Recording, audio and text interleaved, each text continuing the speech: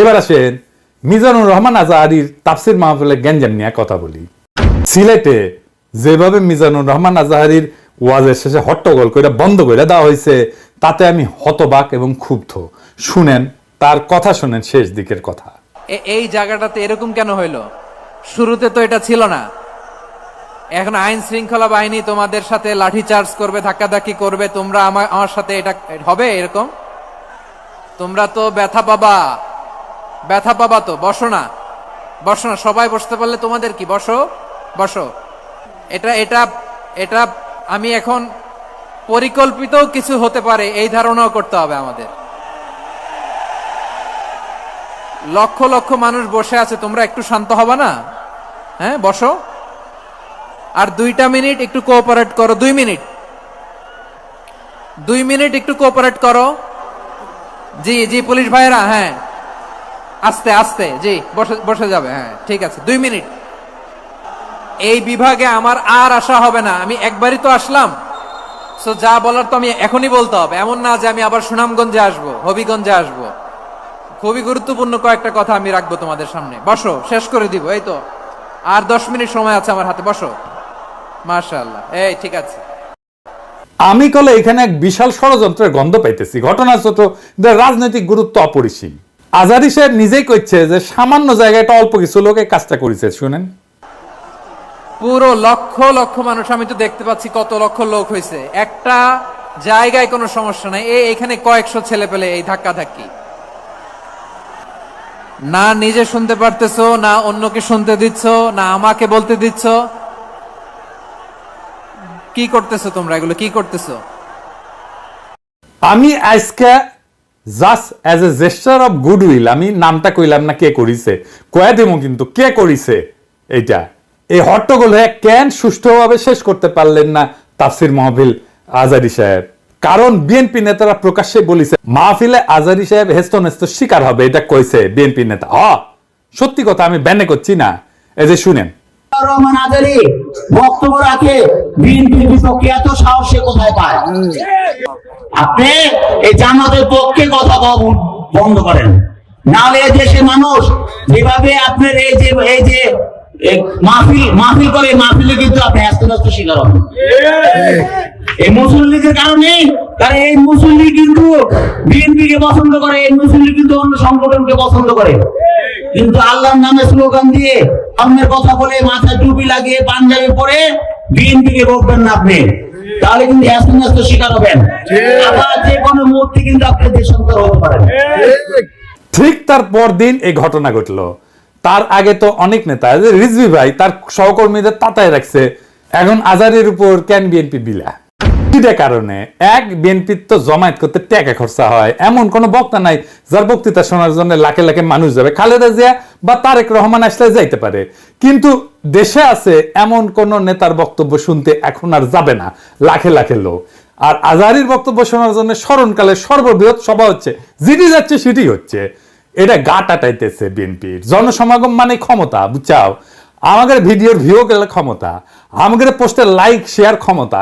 এই ক্ষমতাকে BNP challenge মনে করছে। আর 2 নাম্বার, ইন্ডিয়ার ডরায় জনপ্রিয় ইসলামী বক্তারে।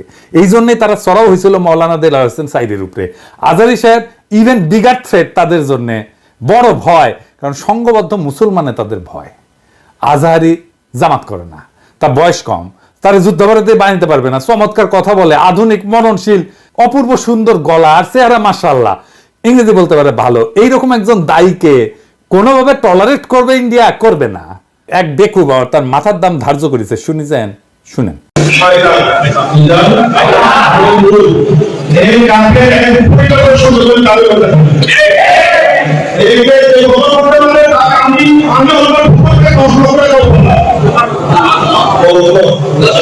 দেখেছেন তার জানের উপরে উঠে গেছে। পুলিশকে করছে ওই হারামজাদার এখনই ধরে প্যাকেট করেন, ওই যে কইছে 10 লাখ টাকা দিবে, ও প্যাকেট করেন। বিএনপি নেতারা খুব অপমানজনক ভাবে কথা কইছে যে আজাহারী হুজুরের পিছে লাগিছে। দেখেন দুদু ভাই কয় আজাহার নাকি মাজার কি যেন আছে, দেখেন শুনেন। ওই যে কে যেন আজহার নাকি মাজার একজন আছে। হ্যাঁ দুদু ভাই, আপনারা যে বিএনপির দুদু বলে এটা জানেন?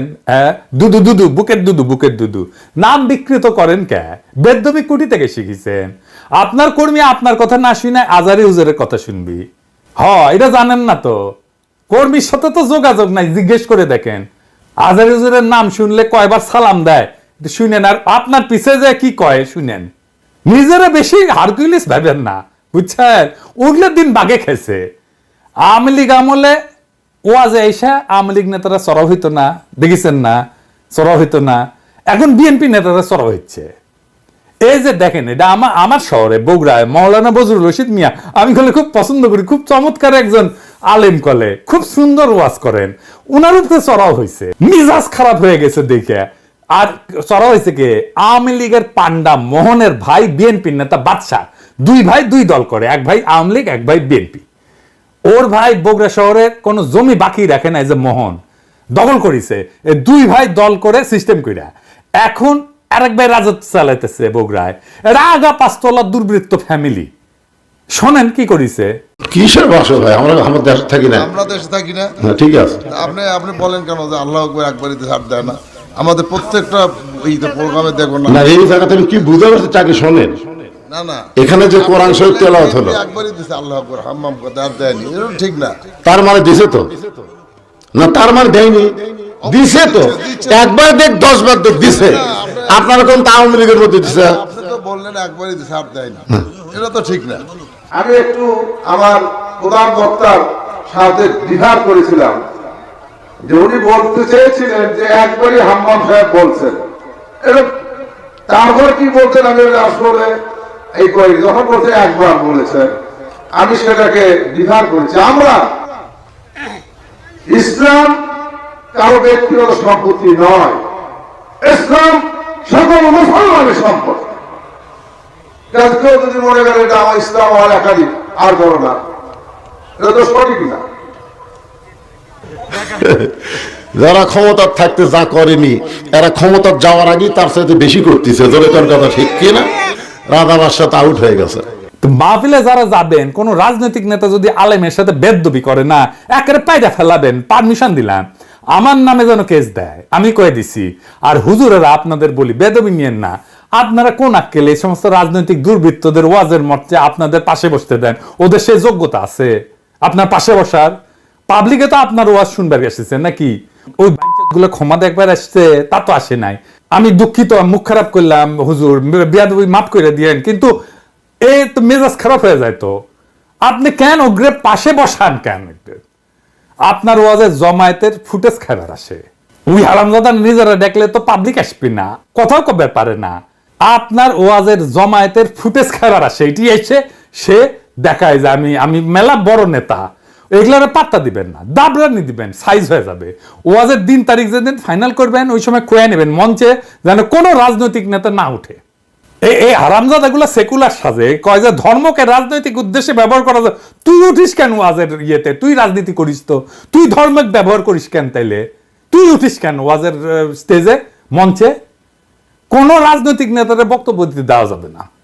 ওরা কয় না নির্বাচনে আসেন, রাজনীতিতে আসেন, কয় না। হ্যাঁ, এই যে দুদু ভাই কইছে, এই যে শুনেন, ভাইরে রাজনীতি করবেন স্বনামে আসে, আড়াইলে আপনার ছেলেকে রাজনীতি করে। এবার কইবেন তুই এটা ওয়াজ কর, নিজে নিজে কর, দেখি হাউ মেনি প্যাডিতে হাউ মেনি রাইস, পারিস নাকি দেখি। আগামীর বাংলাদেশে রাজনৈতিক দুর্বৃত্তদের ঠাঁই নাই। হাজারো ছাত্র জনতা এমনি এমনি তাদের জীবন দেয় নাই। আমরা নতুন রাজনীতি চাই, আমরা নতুন কণ্ঠস্বর চাই, আমরা ফ্রেশ জিনিস চাই, সেকেন্ড হ্যান্ড মাল না। ইনকিলাব জিন্দাবাদ।